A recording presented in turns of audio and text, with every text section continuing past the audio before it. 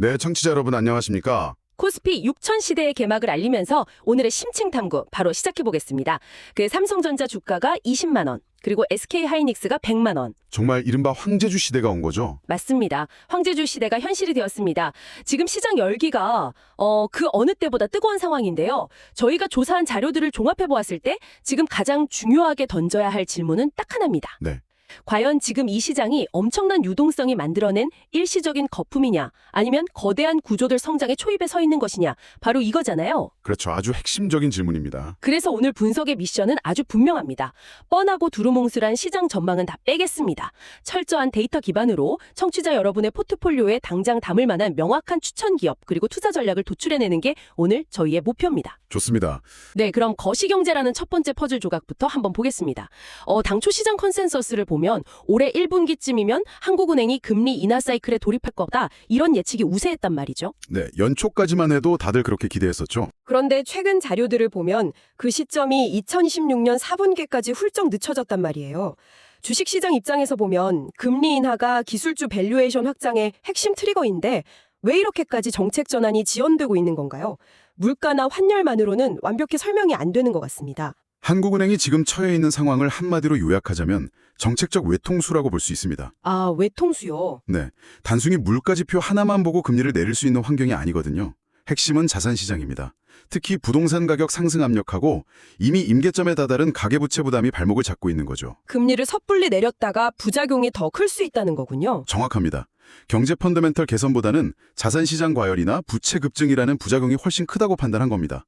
게다가 2020년 경제 성장률 전망치가 1.8%로 제시됐거든요. 1.8%면 수출이 선방하더라도 내수 위주의 아주 완만하고 제한적인 회복에 그친다는 의미잖아요. 그렇죠. 폭발적인 성장을 담보할 수 없는 상황인데 여기서 금리 인하라는 소중한 부양카드를 일찍 써버리면 나중에 대외 충격이 왔을 때 대응할 여력이 아예 사라집니다. 아, 금리 인하로 얻는 경기 진작 효과보다 가계부채 뇌관을 건드릴 리스크가 훨씬 크다. 결국 지금의 코스피 6000 그리고 한국 증시의 퀀텀 점프를 만들어낸 진정한 엔진, 바로 반도체입니다. 네, 코스피 전체 시가총액의 34%를 차지하는 삼성전자와 SK하이닉스죠. 저희가 조사한 자료를 분석해보면 AI 산업 패러다임이 거대한 전환점을 맞이했다는 걸 알 수 있습니다.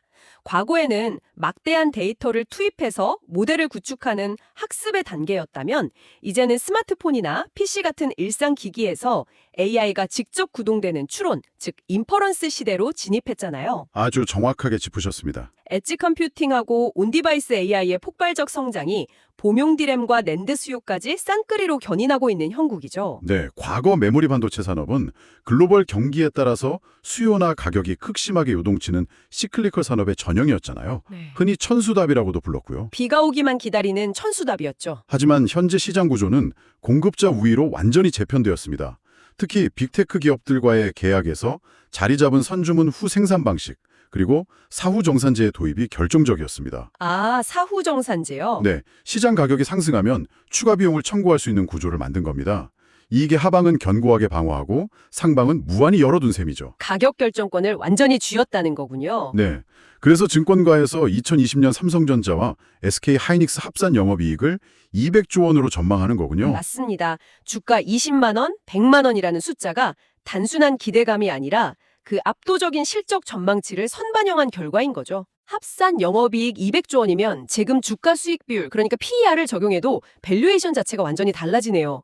하지만 항상 리스크를 대비하는 게 저희 역할 아니겠습니까? 물론입니다. 시장 한편에서는 강한 반론도 제기되고 있어요. 최근 골드만삭스에서 기술주 밸류에이션에 대해 묵직한 경고 리포트를 냈고요. 또 영화 빅쇼트의 실제 주인공이죠. 마이클 버리가 엔비디아 주가 하락에 베팅하는 풋옵션을 대규모로 매도했습니다. 네, 아주 상징적인 움직임이죠. 엄청난 수요 폭발 이면에 고평가 논란이나 피크아웃 리스크에 대한 불안감이 분명 존재한다는 뜻인데 이건 어떻게 해석해야 합니까? 여기서 아주 중요한 질문이 하나 제기되는데요.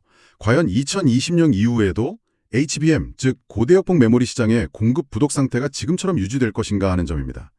긍정적 전망 뒤에 숨은 가장 큰 리스크는 바로 공급 과잉에 따른 ASP, 즉 평균 판매 가격 하락이거든요. 공급 과잉이 올 수 있다. 네, 내년이면 삼성전자와 마이크론의 HBM 수율이 75% 수준까지 대폭 개선될 거라는 분석이 우세합니다. 수율 75% 돌파요? 불량품이 줄어든다는 건 좋은 거 아닌가요? 표면 시간적으로는 그런데요. 이게 단순한 의미를 넘어섭니다.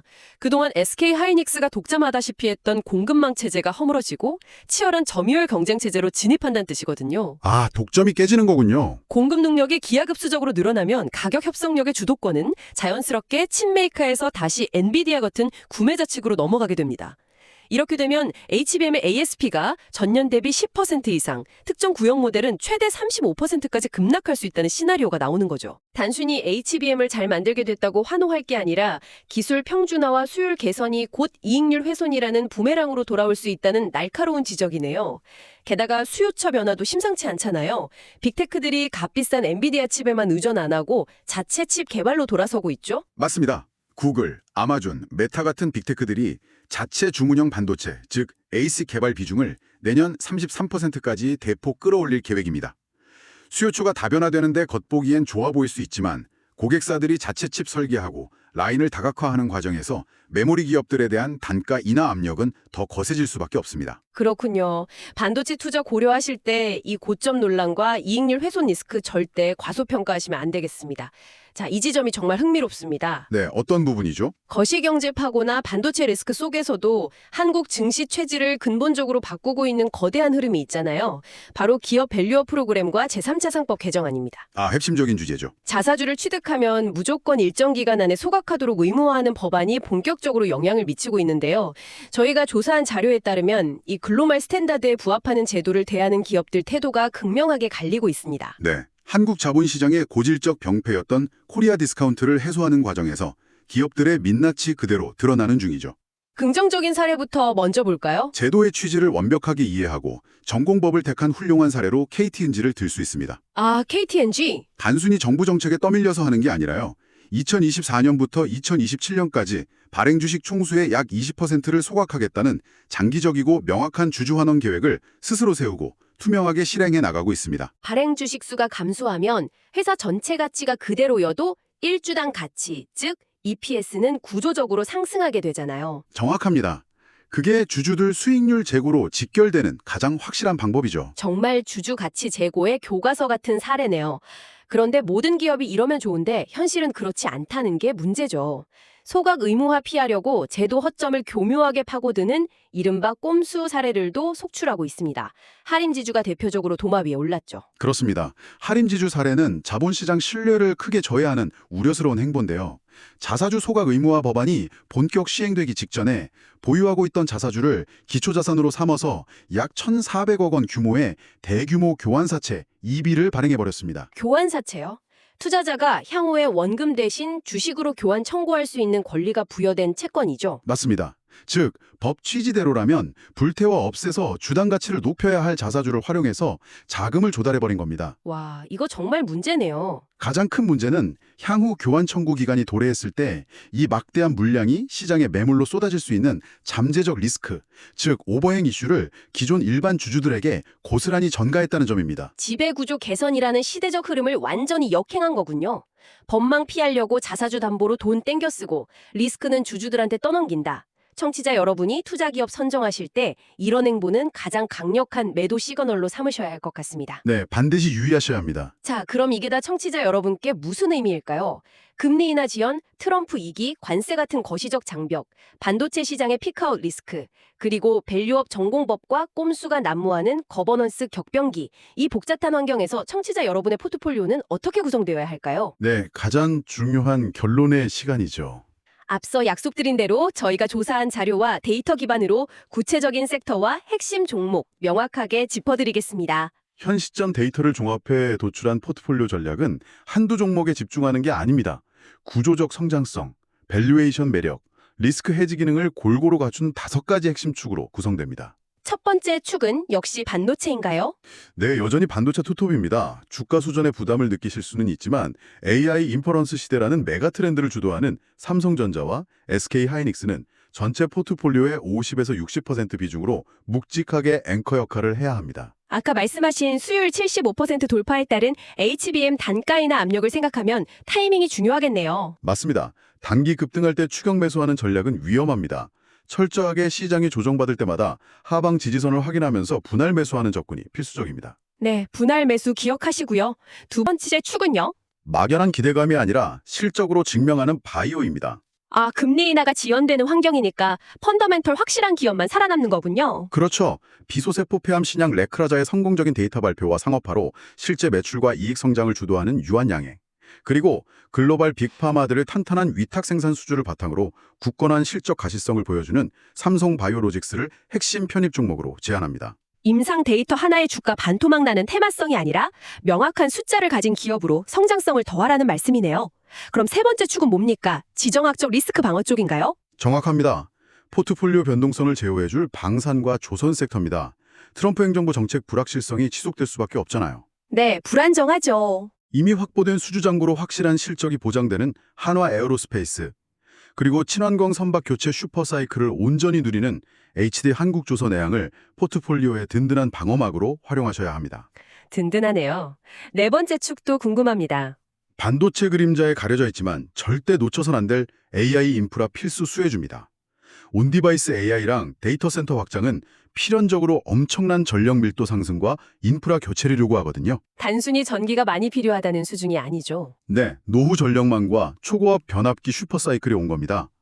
이 분야에서 독보적 글로벌 경쟁력을 갖춘 전력기기 대장주 효성중공업, 그리고 주가 순자산 비율 PBR이 0.3배에 불과한 극도의 저평가 상태에서 전력 수요 폭증 수혜를 입을 에너지 우량주 이원을 눈여겨보셔야 합니다. 반도체 칩 자체만큼이나 그 칩을 구동하는 물리적 인프라 성장성에 베팅하라는 전략 아주 좋습니다. 자, 마지막 다섯 번째 축은 역시 거버넌스 관련이겠죠. 그렇습니다. 앞서 상세히 분석해드린 밸류업 우등생, 바로 KTNG입니다. 할인지주처럼 오버행 리스크 만드는 기업들은 철저히 배제하시고요.